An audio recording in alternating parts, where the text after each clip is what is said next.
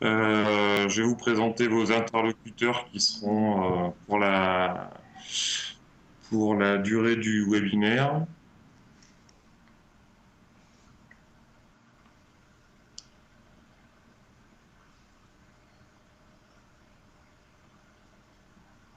Anne, on ne voit plus la présentation.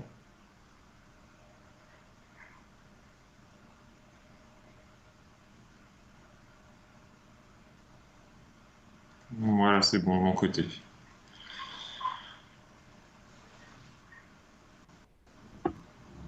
Donc, je vais vous présenter les interlocuteurs pour l'ensemble du webinaire. Donc, tout d'abord, moi, je me présente, Julien Landriot, donc Alice Institut Végétal. Donc, je suis un des référents avec Chloé Malaval, je suis au projet Fertisol du côté donc Arvalis. Avec moi, donc, pour vous présenter le travail qui a été réalisé sur ce projet, donc Anne Vernet, chargée de communication à la Chambre d'agriculture Auvergne-Rhône-Alpes. Donc, on sera vos deux interlocuteurs durant la présentation. Un troisième interlocuteur, donc Julie Janon de la Chambre d'agriculture de l'Isère, à qui il faudra transmettre vos questions durant la présentation, puisqu'il n'y a pas d'échange direct possible. Donc, à la fin de des différentes parties de la présentation, on fera des petits temps pour les questions. Donc, n'hésitez pas à faire passer vos questions donc à l'adresse mail qui s'affiche et puis qui sera présente en bas de chacune des slides. Si vous avez un problème technique, il y a un numéro de téléphone à joindre. Et puis, donc, il est noté pareil en bas de chacune des dias. Après, donc, si déjà vous avez un petit souci au niveau de l'écoute, vous pouvez voir sur la diapo des petites informations justement qui peuvent vous aider à régler le problème. Donc à voir au niveau des icônes de Windows si en bas tout est bien activé.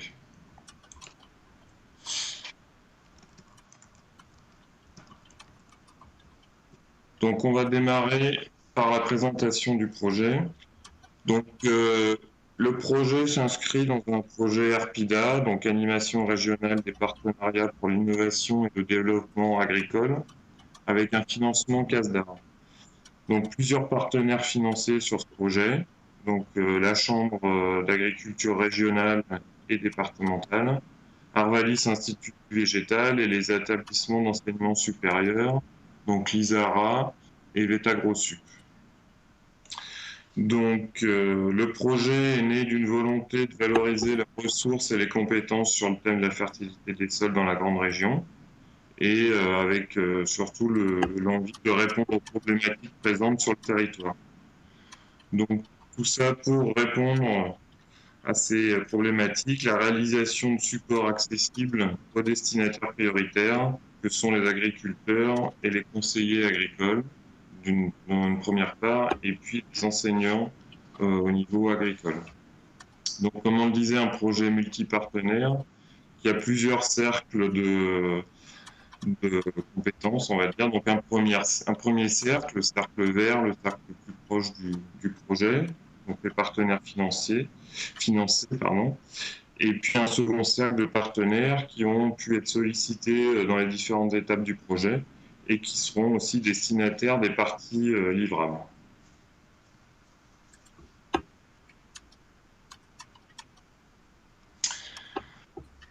Donc, si on continue, donc les objectifs et actions du projet. Donc, c'est un projet qui a débuté en janvier 2019 et qui se termine donc aujourd'hui, fin septembre 2020, avec trois grands objectifs qui seront donc développés dans la suite de la présentation.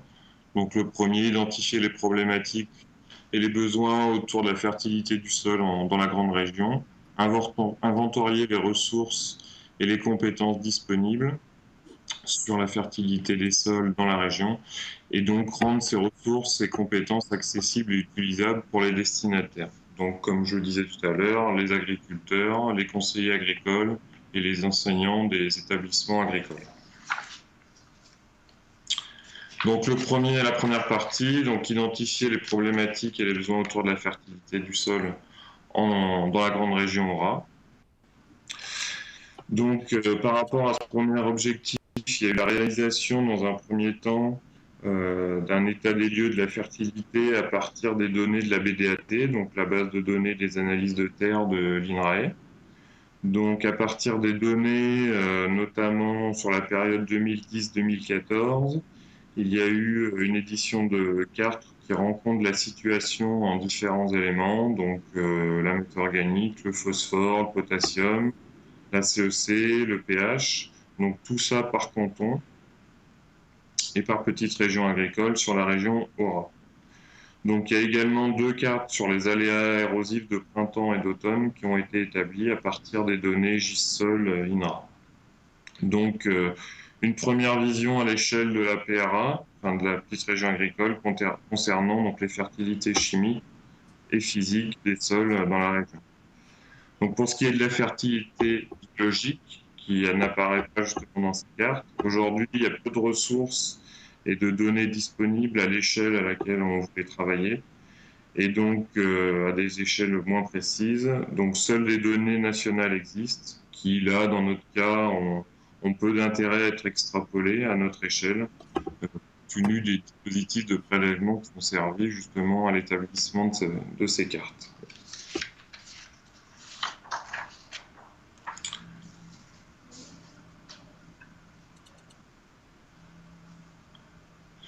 Donc, toujours dans cet objectif, il y a un mémoire de fin d'études qui a été réalisé dans le cadre d'un mémoire de fin d'études élève-ingénieur de l'école AgroParisTech. Donc, un mémoire intitulé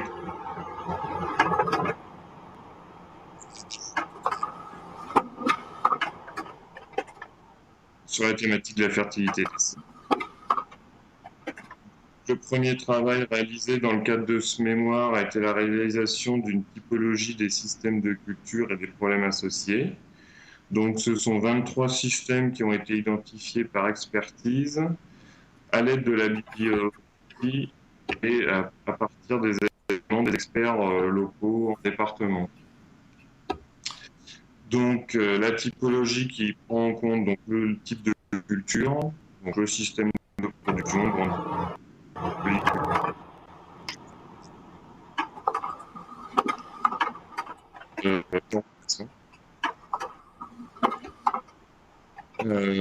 après, donc un autre élément qui est en compte dans cette logique, donc la localisation. Donc sur les petites régions agricoles. Après, le type de sol, qui est justement rentré en compte également, et donc les problématiques associées.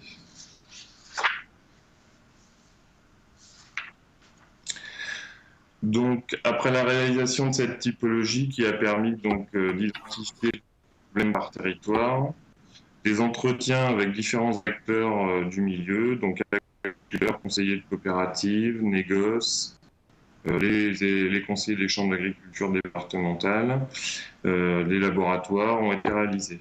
Donc en essayant de couvrir au mieux les types décrits dans la typologie, à la fois au niveau des pratiques et au niveau des zones géographiques.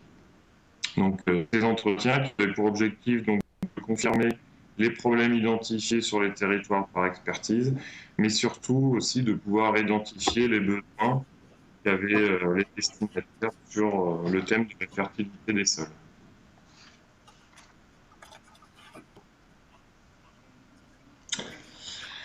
Donc, au niveau des problèmes qui sont revenus le plus fréquemment par fertilité, par grand thème de fertilité, donc pour la fertilité physique, c'était donc la compaction des sols et l'érosion des sols. Au niveau de la fertilité chimique, c'était plutôt les problèmes de gestion de l'acidité des sols qui sont revenus principalement. Et au niveau de la fertilité biologique, donc la gestion de la matière organique et la gestion des ravageurs du sol. Au niveau des recommandations sur les besoins, autant au niveau contenu que support, On va dire que les besoins ont été exprimés sur trois grandes thématiques, donc des références, des compétences et des besoins dans la compréhension.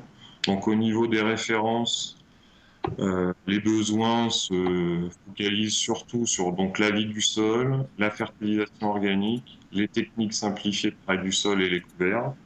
Donc avec ces quatre thèmes, on regroupe 75% des besoins de référence exprimés. Au niveau des compétences, donc là, on a deux besoins qui se sont exprimés dans 88%, quasiment 90% des cas. C'est le choix des pratiques adaptées au type de sol et comment évaluer l'état du sol de ces parcelles. Et au niveau de la compréhension, pareil, ces trois éléments qui représentent 90% des besoins. C'est donc les analyses de sol, comment les comprendre, le fonctionnement du sol et les fonctionnements des interactions sol et plante. Donc c'est à partir de ces éléments-là qui vont diriger donc la suite du projet.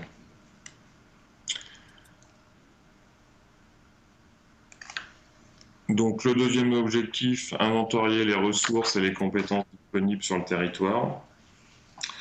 Donc au niveau des ressources, une recherche bibliographique a été également réalisée donc, par la stagiaire lors de son MFE, mais également une compilation des ressources disponibles chez les partenaires du projet, avec des échanges multiples. Donc, ce sont donc environ 400 fichiers qui ont été recensés, majoritairement donc, des comptes rendus, des formations internes ou externes au niveau des deux partenaires de la police, des fiches de description et quelques guides sur la gestion de l'activité, plusieurs vidéos, mais peu de photos au niveau euh, ressources médias, et puis plusieurs outils de simulation qui sont disponibles sur, sur des plateformes web notamment, et donc disponibles gratuitement. Par la même occasion, donc, les experts en région ont également été identifiés afin que les cibles du projet, donc agriculteurs, conseillers, etc., puissent, en cas de besoin, contacter la bonne personne ressource sur son secteur d'activité.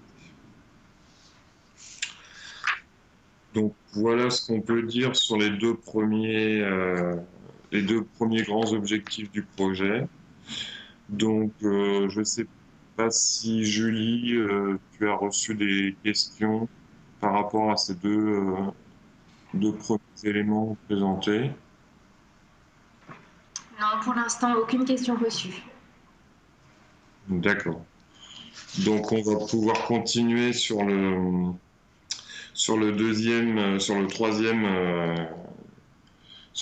objectif du projet, donc qui est de rendre accessibles ces ressources, ces compétences, pour qu'elles soient utilisables pour les cibles du projet.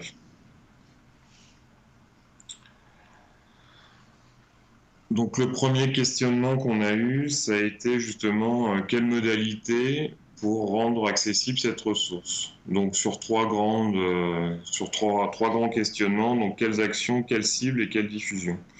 Donc au niveau des actions, ce qu'il a été décidé dans les différentes réunions et comités de pilotage, c'est la mise à disposition, mise en place d'une plateforme ressources, donc type web. La création de fiches diagnostic conseils, on y reviendra tout à l'heure. La réalisation d'une ou plusieurs journées techniques qui auraient justement pu présenter les aspects du projet et puis sensibiliser les destinataires. Et puis dans la même veine, la participation à différents événements agricoles régionaux avec par exemple des stands, avec justement des stands ou des présentations qui auraient pu être faites par rapport au projet Fertisol. Donc les cibles, on en a déjà un petit peu parlé, mais pour faire un peu le listing semi-exhaustif, on va dire. Donc la première des cibles, c'est donc les agriculteurs, les conseillers et animateurs agricoles qui peuvent se retrouver dans les coopératives et les négoces, les responsables R&D, pareil, coopératives, négoces, les équipes pédagogiques et les étudiants de l'enseignement agricole.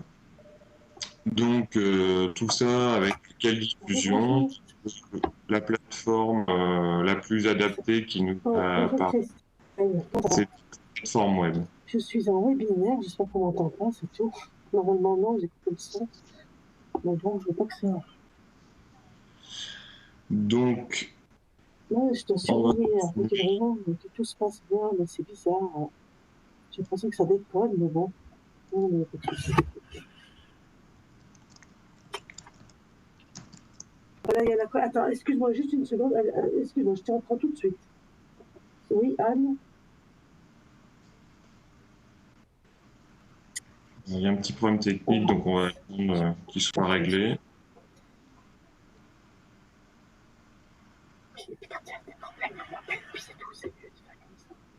Merci, désolé.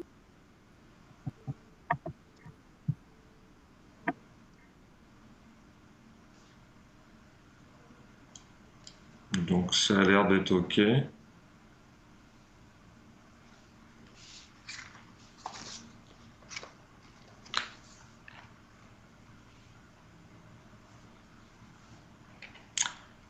On va continuer la présentation. Chiane, tu peux faire passer le diapo suivant, merci. Donc, comme je disais, une des manières de diffuser, c'est donc la plateforme web, donc, qui permet donc de regrouper toutes ces ressources fiables dans un même endroit afin que l'utilisateur puisse avoir accès aux ressources d'information depuis un seul site. Donc l'arborescence s'est construit non pas sur les thèmes de la fertilité, mais plutôt dans l'idée d'une approche d'amélioration donc des pratiques pour favoriser la fertilité de ces sols. Du coup, on est plutôt parti sur une construction sur les trois grands principes, donc l'état des lieux et la connaissance de ces sols, puis diagnostiquer l'état de la fertilité de ces parcelles, et enfin, donc comment gérer ou améliorer la fertilité de mon sol. Donc dans chacun de ces trois grands principes, on retrouve nos trois thèmes de fertilité, physique, chimique et biologique.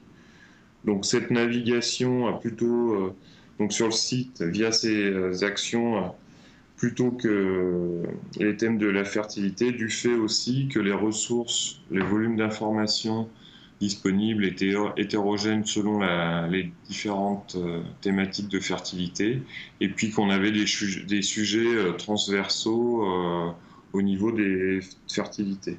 Donc on a préféré donc partir sur une construction de ce type-là. Donc ça c'est pour la plateforme web. Comme je vous disais tout à l'heure, dans les livrables, il y a aussi donc la rédaction de fiches diagnostic conseil, donc qui serait disponible justement sur ce site internet et qui pourrait également aussi être diffusée via les réseaux habituels, donc type mailing, et puis aussi être imprimé sur papier pour faire une sorte de petit recueil de fiches sur le projet. Donc les objectifs de ces fiches, donc de les rédiger à partir des ressources inventoriées, faire simple et concis sur les grands principes, et surtout, voilà, l'objectif premier, c'était de guider les lecteurs vers la plateforme web et les ressources techniques et scientifiques complémentaires. Ces fiches, elles n'avaient pas pour objectif d'être exhaustives sur les thèmes traités. Donc aborder les grandes thématiques de la fertilité physique, chimique et biologique. Donc au niveau de ces ressources, ces fiches diagnostiques, donc on a essayé justement de reprendre les thématiques qui avaient été exprimées par les besoins des personnes enquêtées. Donc au total, ce sont 19 fiches qui ont été rédigées et qui donc ont pour objectif, voilà, de couvrir les problématiques associées à la fertilité des sols. Donc on a une partie généralité sur les sols avec les généralités sur les sols, les leviers pour améliorer la fertilité et la matière organique dans les sols, qui est un thème plutôt transversal. Une partie fertilité chimique sur donc les analyses de terre, avec les différents éléments qui sont à observer dans le sol, donc la gestion d'acidité, le pH, la fertilisation en PKMG, la fertilisation azotée, la fertilisation au sein des prairies, les produits résiduaires organiques et la CEC. Donc ça faisait vraiment partie du besoin de compréhension des agriculteurs dans les besoins justement qui étaient revenus suite aux entretiens. Donc ça c'est la première partie, et une deuxième partie donc des fiches qui elles portent sur la fertilité physique et la fertilité biologique. Donc sur la partie physique, on aura donc l'eau dans le sol, évaluer la structure de son sol, les bases, les outils, évaluer la structure de son sol juste en complément les leviers d'amélioration et l'érosion des sols. Et au niveau de la fertilité biologique, la vie biologique dans les sols, les indicateurs de la vie dans le sol, les plantes bioindicatrices et les couverts. Donc voilà par rapport aux fiches qui ont été établies. Donc si on reprend quelques exemples justement par rapport aux besoins, on retrouve une fiche généraliste sur les analyses de terre, ainsi que plusieurs donc, sur les différents éléments chimiques. Donc comme on le disait tout à l'heure, ça avait été exprimé dans 40% des cas. Idem pour la vie du sol, qui en termes de besoin de référence, on est 23% des cas au niveau des entretiens.